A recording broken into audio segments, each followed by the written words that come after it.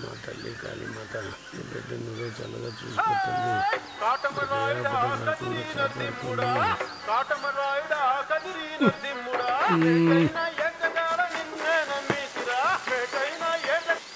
ఎవరదే? నేను కామాష్ని. చెప్పు కామాక్షి. ఏమైంది?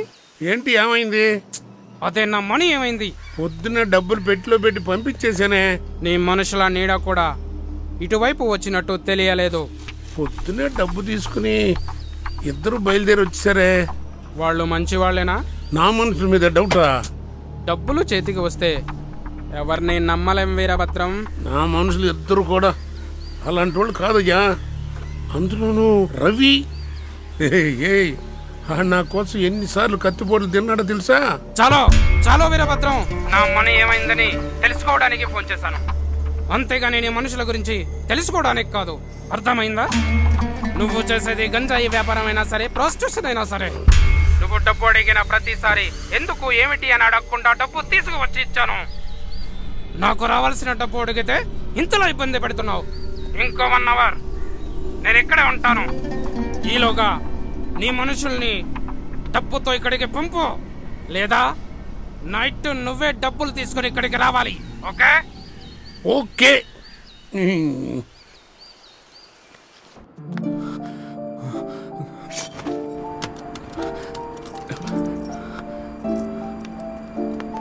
అసోసియేషన్ వాళ్ళు ఫోన్ చేయమంటే చేయరు, కానీ లిఫ్ట్ రిపేర్ వస్తే మాత్రం అందరు నన్నే అడుగుతారు.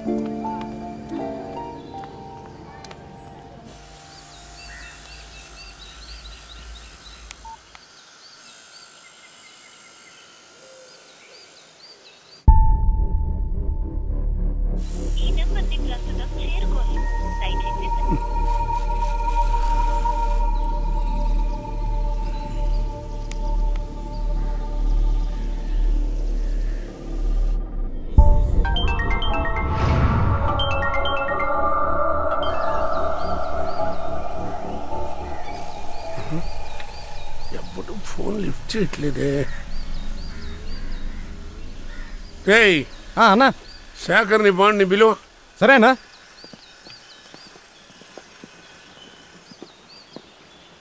ఏమన్నా? ఏంటన్నా? మిమ్మల్ని ఒక ప్రశ్న అడుగుతాను, దానికి సరిగ్గా సమాధానం చెప్పండి. అడగనన్నా. నేనొక పెట్టెలో 5 కోట్ల రూపాయలు మీ ముందే పెట్టి బాగా ప్యాక్ చేసి ఒక అడ్రస్ ఇచ్చి అక్కడ పెట్టిరా అని చెప్పాను. ఆ డబ్బు మొత్తం నొక్కేయాలని మీకు అనిపిస్తుందా లేదా? అన్నా, మీరు ఈ మాట అడగడం కన్నా మమ్మల్ని ముక్కలు ముక్కలుగా నరుకుండొచ్చు కదనా? అడిగిన దానికి మాత్రమే సమాధానం చెప్పరా. మీకు ఆ డబ్బును తీసుకోవాలని అనిపిస్తుందా అనిపించదా? మాకు మాత్రం అనిపించదన్నా. బాలేడు పాండు, నీకు అనిపిస్తుందా అనిపించదా? అది ఏంట్రా డౌటా? విశ్వాసం కరెక్టే అన్న. అంత డబ్బు వచ్చిందంటే మా లైఫ్లు సెటిల్ అయిపోతాయి కదా అన్న, అందుకే తీసుకోవాలనిపిస్తుంది అన్న. తప్ప అన్న, వీడికి ఏదో భోయకాలం వచ్చినట్టుంది.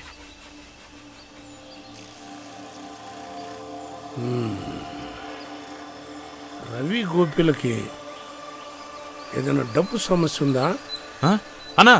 వాళ్ళని ఎలా చేసింది? మీరు ఊ అని ఒక్క మాట చెప్పండి అన్నా, వాళ్ళిద్దరు తలలు నరికి తీసుకొచ్చి మీ కాలు దగ్గర పడేస్తామన్నా. పిచ్చి కాదు. మీరిద్దరూ ఏం చేస్తారంటే, రవి గోపిల ఇళ్ళకి వెళ్ళి వాళ్ళిద్దరూ అక్కడే ఉన్నారా లేదా బయటికి వెళ్ళారా, వెళితే ఎప్పుడు వెళ్ళారు ఏంటి అని విచారించుకురండి. అక్కడ అంతా సరిగానే ఉందని మీకు అనిపిస్తే నేను మీకు అడ్రస్ ఇస్తా. అక్కడికి వెళ్ళి వాళ్ళిద్దరూ ఏమయ్యారో విచారించుకురండి. అర్థమైందా? అర్థమైందన్నా. ఆట మొదలయ్యింది.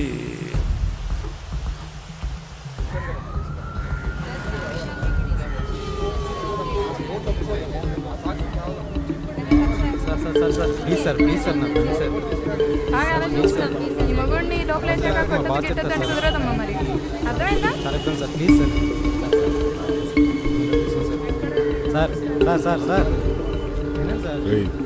ఏంటయ్యా ఇది? ఇక్కడికి తీసుకొచ్చి ఇస్తారా? ఓన్లీ ఇక్కడి నుంచి ఫస్ట్. సరే సార్, సరే సార్. సార్ 1 లక్ష. సంఘాలు తీసుకొచ్చాను, తీసుకోండి సార్. ఇంత డబ్బులు పెట్టు. అన్ని స్టేషన్స్ విజిలెన్స్ వల్ల కంట్రోల్లో ఉన్నాయి. డబ్బులు ఎప్పుడు ఎక్కడ ఎట్లా ఇవ్వాలో నేను చెప్తా. ఇక్కడి నుంచి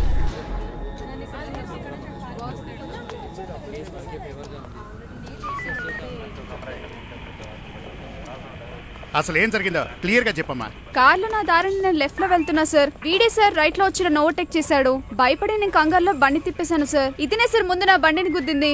ఏమా ట్రాఫిక్ రూల్స్ ప్రకారం అతను రైట్ లోనేగా వెళ్ళాలి. అలా అడగండి సార్. అలా అడిగినందుకే ఈ పిచ్చిది నన్ను ఎలా కొట్టిందో చూడండి సార్. ఏయ్ పిచ్చిది గిచ్చిది అన్నామంటే చెప్పు తెగుద్ది. ఒక్కటి ఇచ్చానంటే ఏంటిది నా ముందే చేతి కొడతానా? ఇతనే సార్ ముందు నా బండిని గుద్దింది. ఇతని మీద కేసు పెట్టి నా బండికి డ్యామేజ్ కట్టించండి సార్. అసలు తప్పు చేసింది నువ్వే కదమ్మా. ఇప్పుడు కేసు తీసుకుంటారా? ఇతని మీద ఈవ్ టీసింగ్ కేసు బుక్ చేయమంటారా? ఏంటమ్మా పోలీస్ స్టేషన్ కి వచ్చి పోలీసుల్ని బెదిరిస్తున్నా? కేసు తీసుకోలేదో పోలీస్ స్టేషన్ లో నన్ను రేప్ చేయడానికి ట్రై చేశారని ప్రెస్ మీట్ పెట్టి చెప్తా జాగ్రత్త. ఏంట్రా ఎక్కువ చేస్తున్నావు? ముందు గుద్దింది నువ్వే. నోరు మూసుకో. రాంగ్ రూట్ లో వచ్చారు సార్ పైగా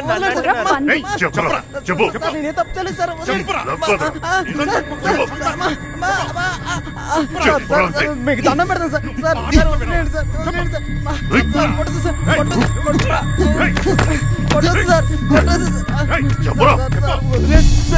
ఆశ్చర్యం చేయలేదు సార్. ఇది యాక్సిడెంటల్ గా జరిగింది సార్. నాకేం తెలియదు సార్. ప్లీజ్ సార్ నన్ను వదిలేయండి సార్. చెప్పరా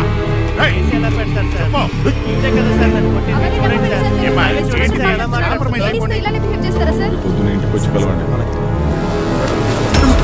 చూడండి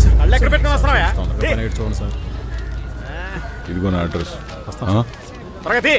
ఇతను మనీ కదా, దీనికి ఇదేం పని?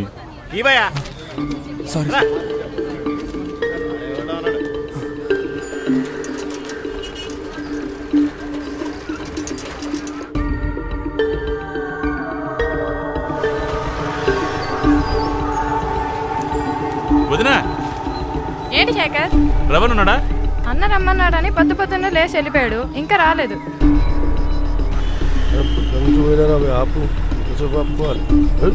ఏం కావాలి? గోపి ఎక్కడమ్మా? ఏమో తెలీదయ్యా. పొద్దుననగా పోయినాడు, ఇంతవరకు రాలేదు.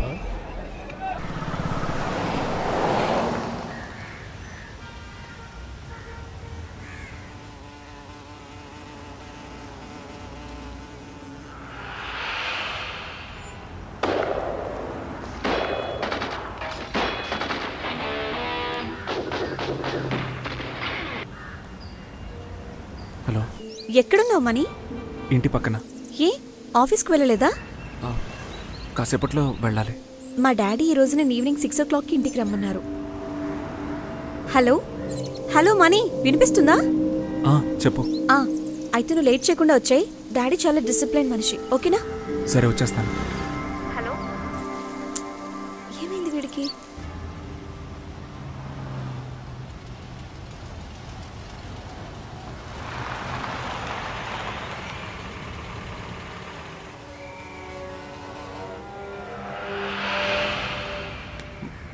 రే, నువ్వేంట్రా ఎక్కడున్నావు?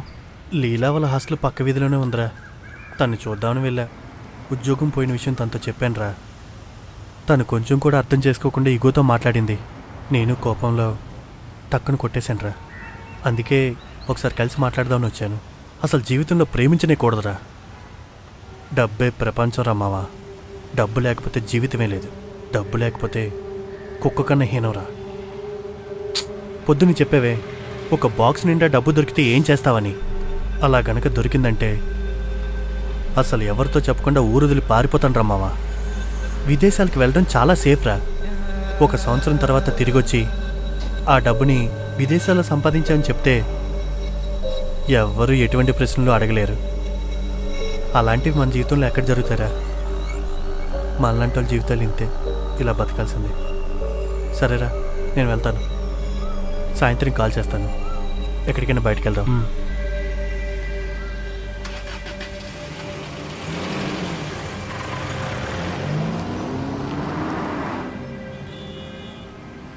అన్నా, ఎంతైంది? 12 రూపాయలు.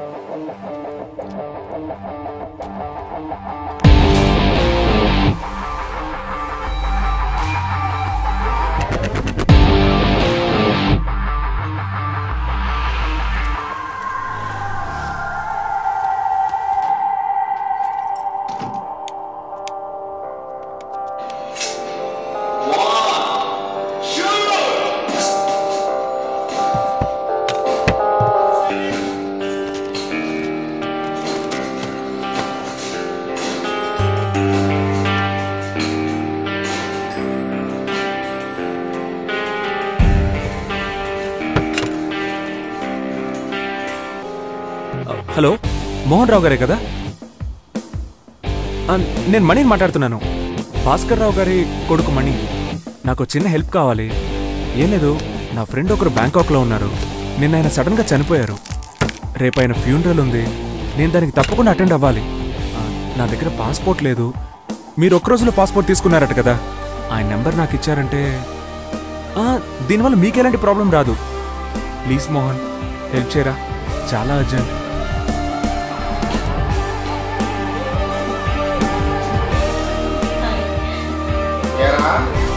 మీ కబోర్డ్లో చక్కగా బట్టలు, బుక్స్ ఇలాంటివి పెట్టే మంచి అలవట్లేదా?